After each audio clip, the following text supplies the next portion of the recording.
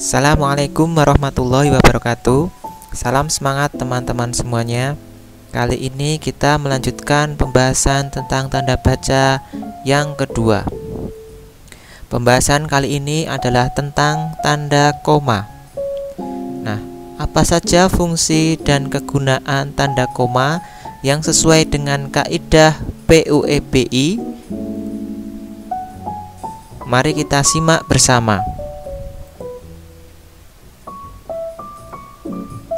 Yang pertama, tanda koma dipakai di antara unsur-unsur dalam suatu pemerincian atau pembilangan.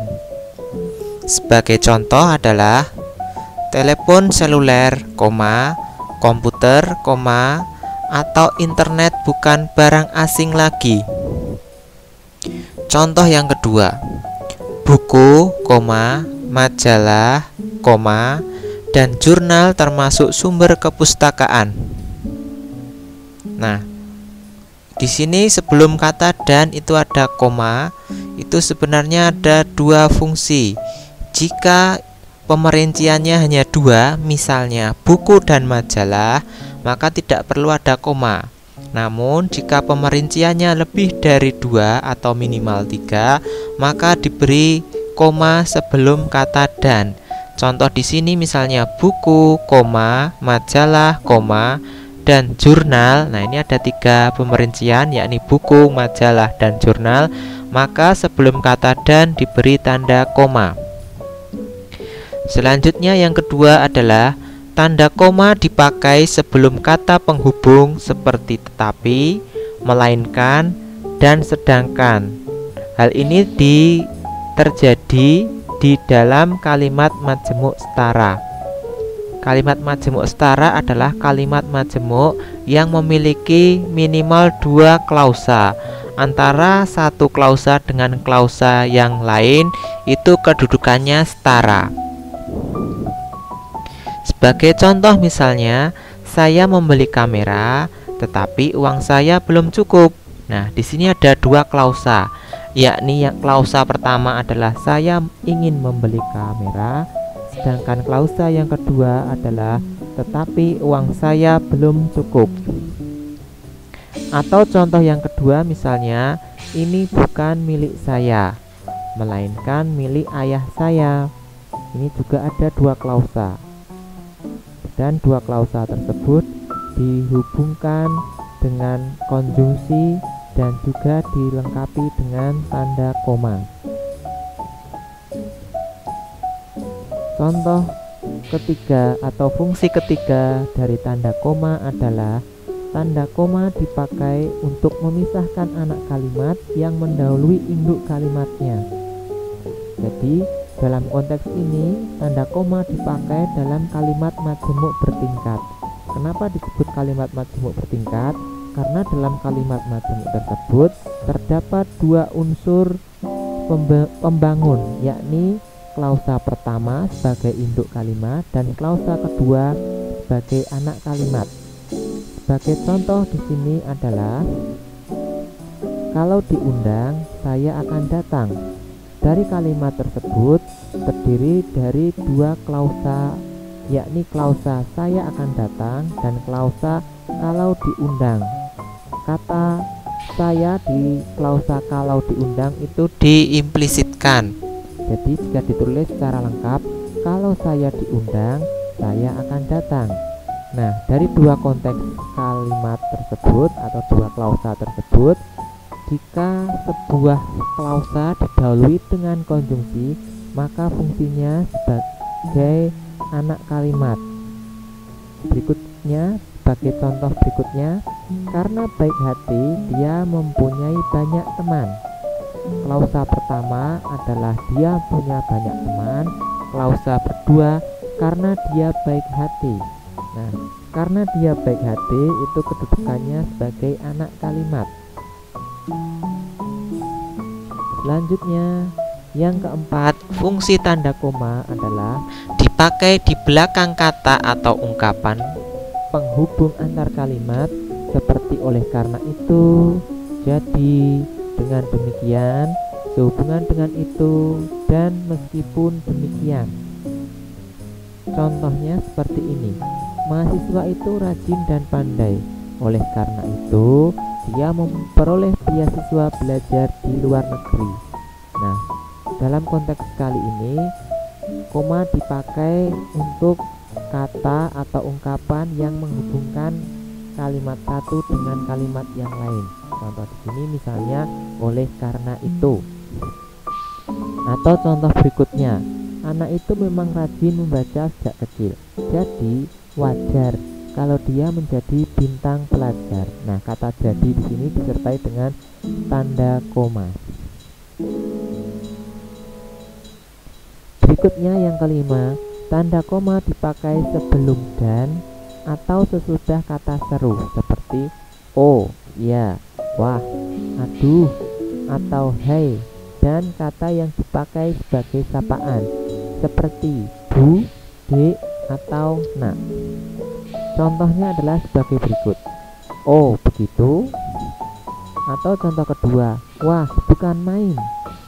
Contoh ketiga, hati-hati ya, jalannya licin. Nah, dari kata atau kalimat-kalimat yang disebutkan tadi, penggunaan tanda koma dipakai atau setelah kata seru seperti kata oh tadi, kata wah, dan kata hati-hati.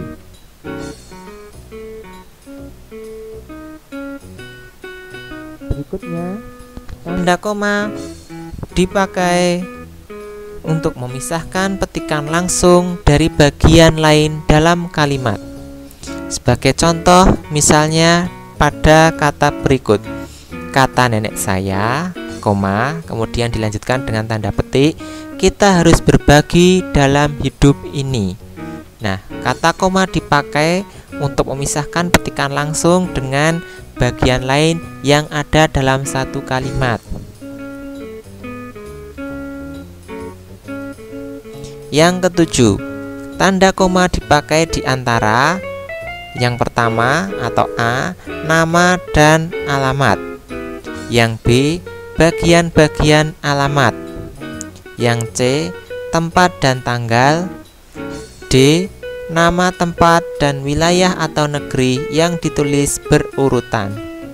Sebagai contoh misalnya pada tampilan berikut.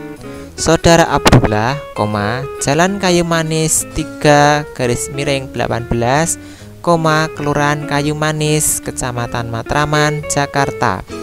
Nah, ini ditulis untuk menunjukkan suatu wilayah yang ditulis berurutan. Dimulai dari jalan tempat ia tinggal, kemudian kelurahan di mana ia tinggal, kecamatan, dan kota di mana ia berdomisili. Atau contoh berikutnya dipakai untuk hal berikut. Dekan Fakultas Kedokteran Universitas Indonesia, Jalan Salemba Raya, Jakarta. Atau contoh lain misalnya Surabaya, 10 Mei 1960. Atau contoh yang terakhir misalnya di kota Tokyo, Jepang.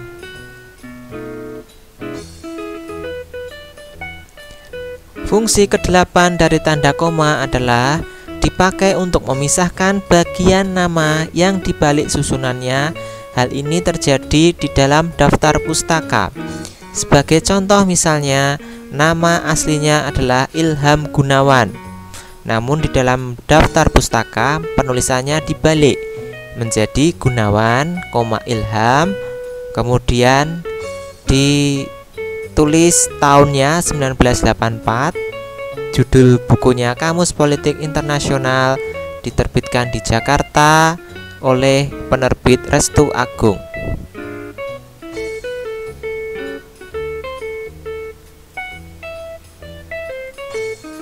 Yang kesembilan, tanda koma dipakai di antara bagian-bagian dalam catatan kaki atau catatan akhir.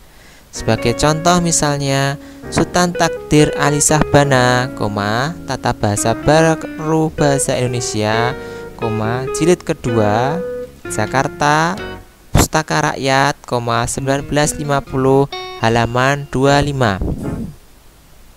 Atau contoh lain misalnya WJS Purwodarminto, Bahasa Indonesia untuk Karang-Mengarang diterbitkan di Yogyakarta oleh UP Indonesia tahun 1967 di halaman ke-4. Nah, ini dipakai dalam kutipan di catatan kaki.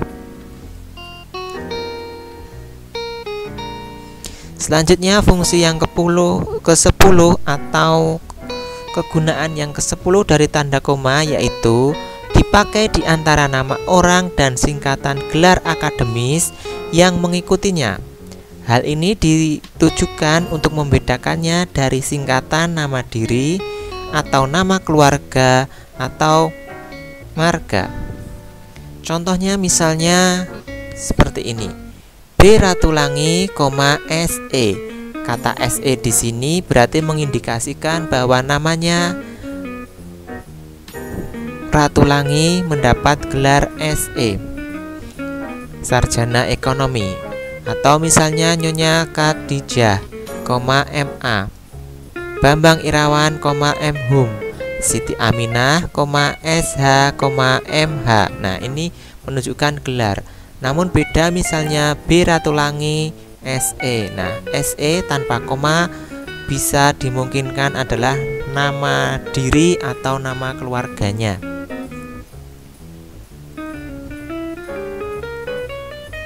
Berikutnya yang ke-11, tanda koma dipakai sebelum angka desimal atau di antara rupiah dan sen yang dinyatakan dengan angka.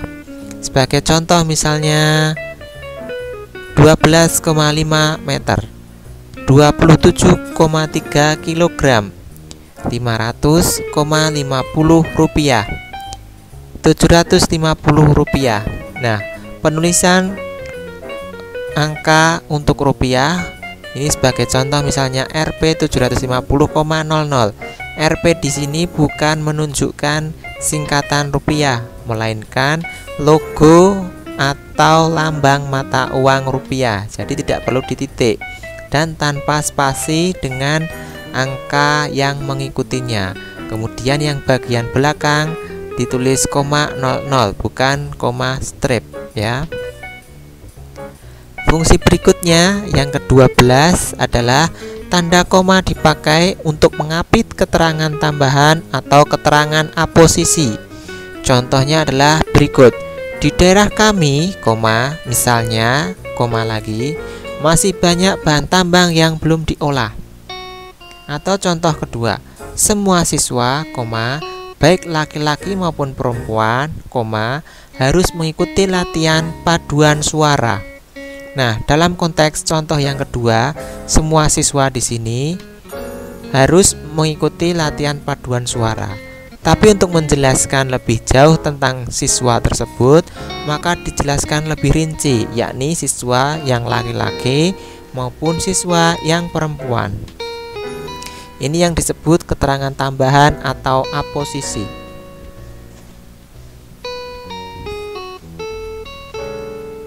Yang ke-13 atau yang terakhir adalah tanda koma dapat dipakai di belakang keterangan yang terdapat pada awal kalimat untuk menghindari salah baca atau salah pengertian, atau untuk menghindari multitafsir atau ambiguitas.